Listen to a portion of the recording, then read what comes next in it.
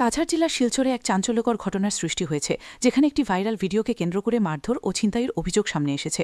অভিযোগকারী সঞ্জীবন পুরাকায়স্থ জানান, তিনি 40,000 টাকা সুদসহ পরিশোধ করেছিলেন, যার প্রমাণ হিসেবে সিসিটিভি ফুটেজও রয়েছে।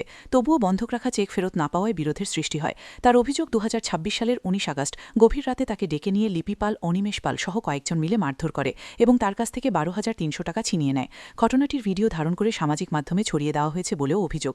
এই ঘটনায় থানায় মামলা দায়ের হয়েছে এবং এলাকায় ব্যাপক চাঞ্চল্যের সৃষ্টি হয়েছে। আর তুমি আমার 1 লাখ টাকার একটা চেক আমারে এসে সিকিউরিটি ডিপোজিট দিয়া দাও, যেটা আমি অনিমেষ পালের নামে দিছি। আমি আপনারে চেকের তখন আমার 1 লক্ষ টাকা তখন নাই, যদি দিতে না পারো আমি চেকটা লাগাইমু। ওই দেখো 031981 আমার কাছে, ওই দেখুন আমার সিগনেচার করা 1 লাখ টাকার চেক আমি জমা দিছি।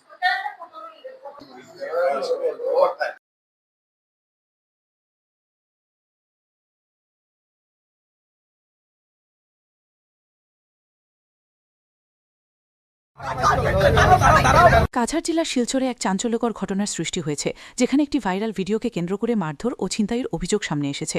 অভিযোগকারী সঞ্জীবন পুরাকায়স্থ জানান, তিনি 40,000 টাকা সুদসহ পরিশোধ করেছিলেন, যার প্রমাণ হিসেবে সিসিটিভি ফুটেজও রয়েছে। তবুও বন্ধক রাখা চেক ফেরত না পাওয়ায় বিরোধের সৃষ্টি হয়। তার অভিযোগ, 2026 সালের 19 আগস্ট গভীর রাতে তাকে ডেকে নিয়ে লিপি পাল, অনিমেষ পাল সহ কয়েকজন মিলে মারধর করে এবং তার কাছ থেকে 12,300 টাকা ছিনিয়ে নেয়। ঘটনাটির ভিডিও ধারণ করে সামাজিক মাধ্যমে ছড়িয়ে দেওয়া হয়েছে বলেও অভিযোগ। এই ঘটনায় থানায় মামলা দায়ের হয়েছে এবং এলাকায় ব্যাপক চাঞ্চল্যের সৃষ্টি হয়েছে। আর তুমি আমার 1 লাখ টাকার একটা চেক আমারে এসে সিকিউরিটি ডিপোজিট দিয়া দাও, যেটা আমি অনিমেষ পালের নামে দিছি। আমি আপনারে চেকের তখন আমার 1 লক্ষ টাকা তখন নাই, যদি দিতে না পারো আমি চেকটা লাগাইমু। ওই দেখো 031981 আমার কাছে, ওই দেখুন আমার সিগনেচার করা 1 লাখ টাকার চেক আমি জমা দিছি।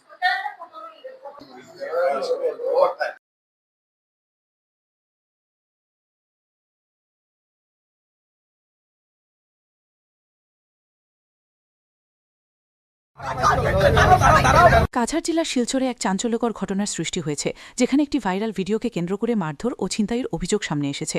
অভিযোগকারী সঞ্জীবন পুরাকায়স্থ জানান, তিনি 40,000 টাকা সুদসহ পরিশোধ করেছিলেন, যার প্রমাণ হিসেবে সিসিটিভি ফুটেজও রয়েছে।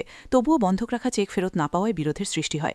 তার অভিযোগ, 2026 সালের 19 আগস্ট গভীর রাতে তাকে ডেকে নিয়ে লিপি পাল, অনিমেষ পাল সহ কয়েকজন মিলে মারধর করে এবং তার কাছ থেকে 12,300 টাকা ছিনিয়ে নেয়। ঘটনাটির ভিডিও ধারণ করে সামাজিক মাধ্যমে ছড়িয়ে দেওয়া হয়েছে বলেও অভিযোগ। এই ঘটনায় থানায় মামলা দায়ের হয়েছে এবং এলাকায় ব্যাপক চাঞ্চল্যের সৃষ্টি হয়েছে। আর তুমি আমার 1 লাখ টাকার একটা চেক আমারে এসে সিকিউরিটি ডিপোজিট দিয়া দাও, যেটা আমি অনিমেষ পালের নামে দিছি। আমি আপনারে চেকের তখন আমার 1 লক্ষ টাকা তখন নাই, যদি দিতে না পারো আমি চেকটা লাগাইমু। ওই দেখো 031981 আমার কাছে, ওই দেখুন আমার সিগনেচার করা 1 লাখ টাকার চেক আমি জমা দিছি।